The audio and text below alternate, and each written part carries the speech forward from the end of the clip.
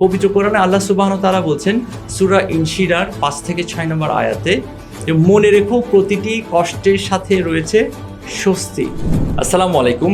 কেউ যদি আপনাকে বলে যে আমি জীবনে কখনো ফেল করি নাই, তাহলে তার থেকে একটু দূরে থাকবেন, কারণ তিনি কখনো ট্রাই করে নাই।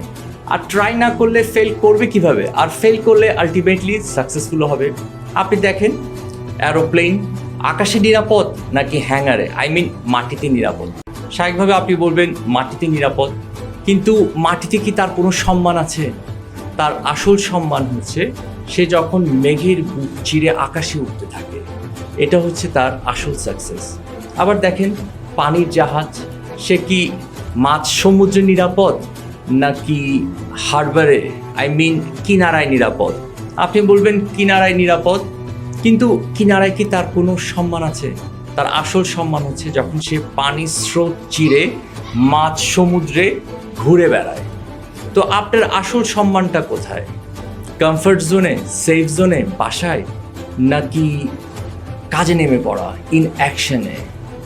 তো কখনো জীবনে কমফর্ট জোন বা সেফ জোনের সন্ধান করবেন না, তাহলে সম্মানিত হবেন না। এবং উপরওয়ালার সবসময় শুকরিয়া আদায় করবেন যে তিনি আপনাকে চ্যালেঞ্জ দিয়েছেন, কারণ তিনি আপনাকে এটার যোগ্য মনে করছেন। আবার আপনার মনে হতে পারে যে আপনি খুব পেরেশানিতে আছেন বা একটা খুব খারাপ সময়ের মধ্য দিয়ে আপনি পাস করছেন, কিন্তু বিলিভ মি, এটা বেশি দিন থাকবে না।